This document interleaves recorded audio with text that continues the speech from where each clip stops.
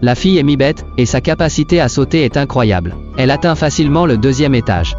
La mère de Lisa est une louve, mais son père est humain. Ses camarades l'ont toujours considérée comme un monstre.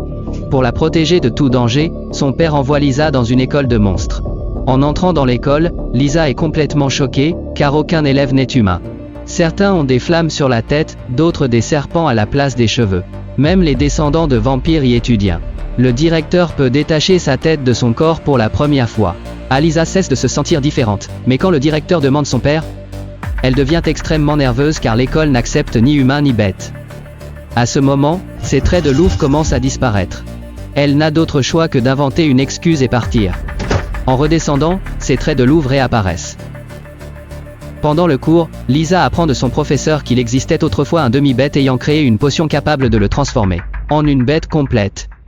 Déterminée à devenir une vraie louve, Lisa se rend à la bibliothèque pour chercher des livres sur le sujet. Cependant, elle ne parvient pas à comprendre les symboles. Lisa décide alors de demander l'aide de son amie Eva. Elle réussit à déchiffrer les symboles et découvre l'emplacement de la potion.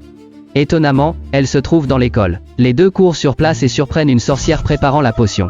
Lisa révèle son secret, et en apprenant la vérité, la sorcière décide de l'aider. Elle tente d'ouvrir la porte avec de la magie, mais cela ne fonctionne pas. Voyant l'empreinte de main sur la porte, Lisa transforme sa main en forme humaine et la place sur la marque. La porte s'ouvre, elles entrent joyeusement, inconscientes que quelqu'un les suit. Ils trouvent avec succès la potion, mais Lisa commence à douter. À ce moment-là, le professeur fait irruption. Il les trompe et s'empare de la potion, puis la boit d'un trait. Il s'avère qu'il est aussi un demi-bête. Son corps commence à se transformer, et en un instant, il devient un véritable démon. D'un seul geste, il absorbe le pouvoir de la sorcière et acquiert aussi ses capacités. Ava saisit l'occasion et provoque une explosion. Les filles s'enfuient rapidement. Alors que d'autres élèves arrivent sur les lieux, le fils de Méduse utilise sa démarche pétrifiante, mais le taureau démon ferme les yeux à temps. Il absorbe facilement ce pouvoir.